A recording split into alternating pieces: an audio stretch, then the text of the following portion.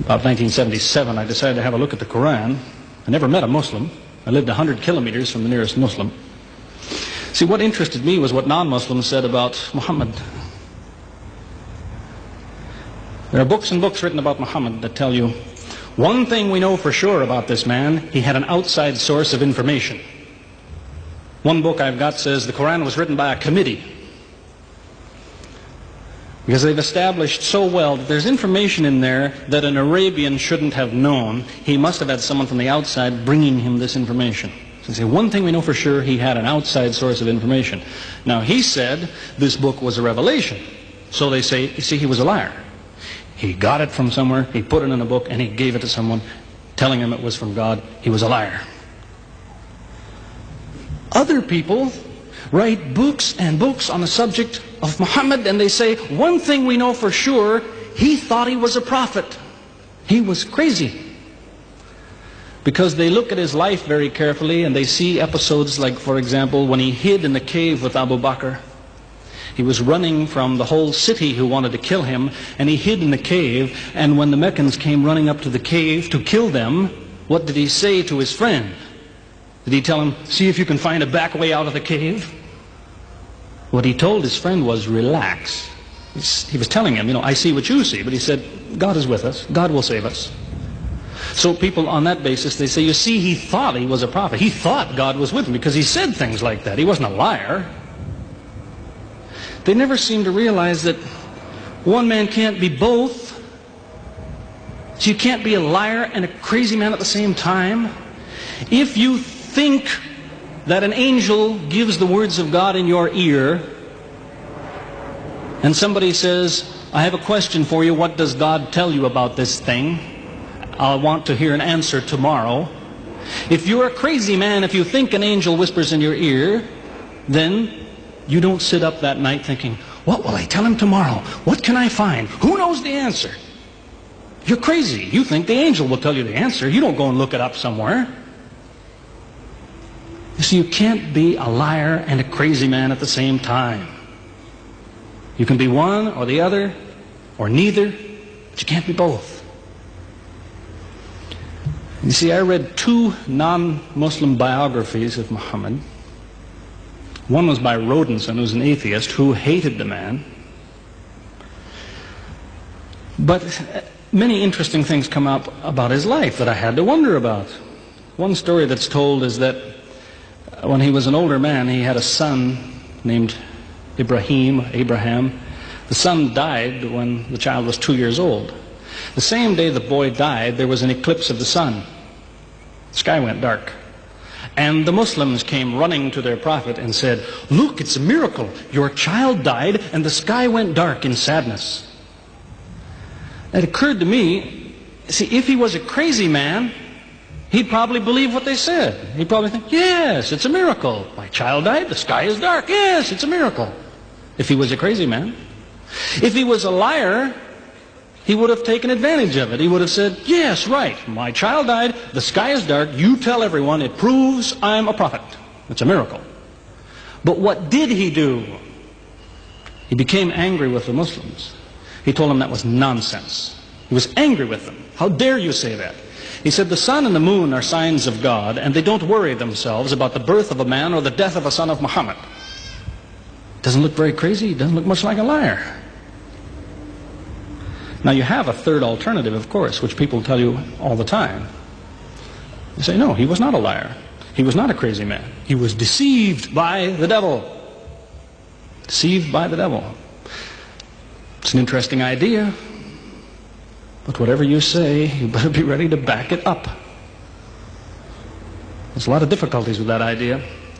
For example, there is a verse in the Quran which tells the reader about a good habit to develop. It tells him, before you read this book, always say, A'udhu billahi minash shaitanir rajim, which means, I take refuge in God from Satan the rejected.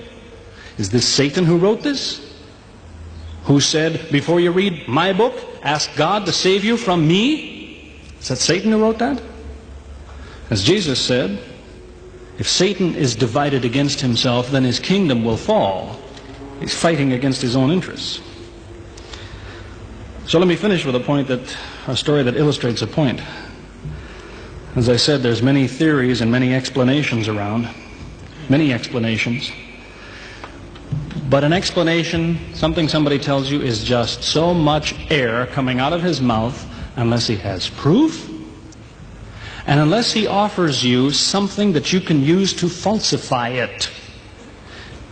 You see, there's many theories of how do the planets go around the sun and how do the stars burn and all the rest of it. Many theories. Most of them are just so much wind. Scientists pay no attention to them because they don't contain something that could be checked to prove it false.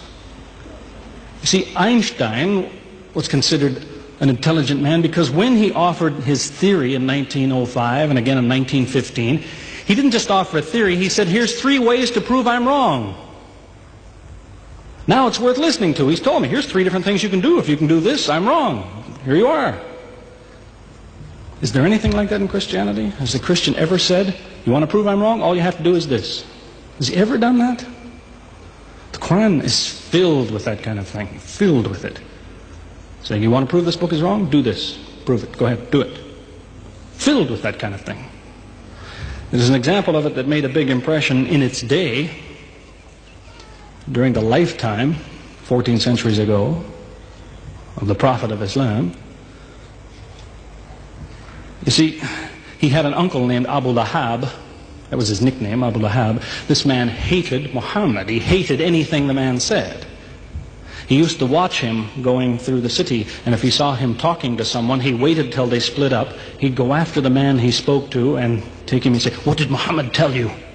Whatever it is, it's a lie. Did he tell you day? It's night. Did he say black? It's white. Exact opposite. Whatever he heard the Muslims say, he said the opposite. That was the way his mind worked. There's a little chapter of the Quran called Lahab, and it says about this man that he'll never change. It condemns him to hell, Jahannam. You see, if the man had ever become a Muslim, the Muslims would believe, well, now he's not condemned anymore. You see, for 10 years before Abu Lahab died, that was a part of the Quran. And the Muslims could come to Abu Lahab and say, do you know, it's been revealed to us in our book that you will never be a Muslim. God says you will never be a Muslim. For 10 years they told him that. All he had to do was say, well, your book is wrong. I want to be a Muslim. What do you think of your book now? That's all he had to do. He had 10 years to think about it. And that's the way he was. See, if somebody is your enemy, you don't come to him and say, you want to prove I'm wrong? Here, say this. Come on, say it. If all you have to do is say the words and I'm wrong, you finish me. He never did it. See, this is one of many cases of something that was offered that could have been falsifiable. So it was. As I say, in 1978, after, how long would that be? 15 years of arguing with church authorities, one place or another, I got the idea.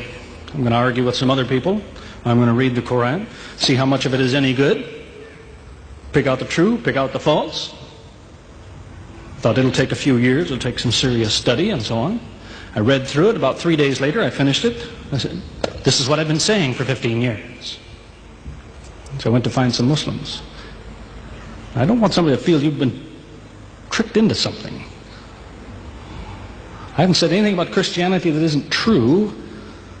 I haven't said anything about Islam that isn't true unless it was a slip of the tongue or something. I'm simply trying to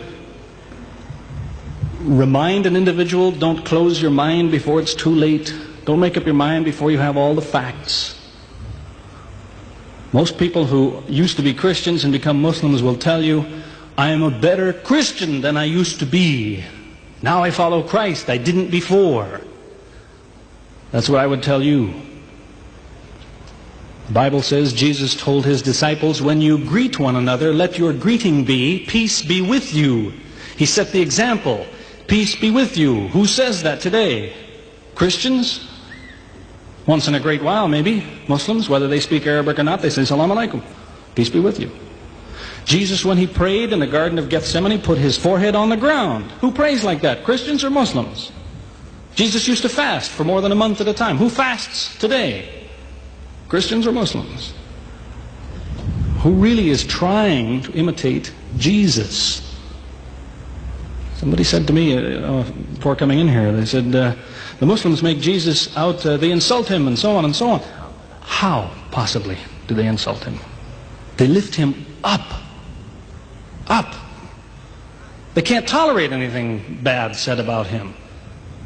They would just as quickly tell you that, they say Muhammad Rasulullah means Muhammad is the messenger of God. They will just as quickly say Isa, Jesus, Isa, Rasulullah, no problem. Just as quickly tell you that, because it's true. They occupy the same place. If God himself wants to make distinctions among his prophets, that's his business, not ours. Treat them all with the same amount of respect. May God guide us always closer to the truth.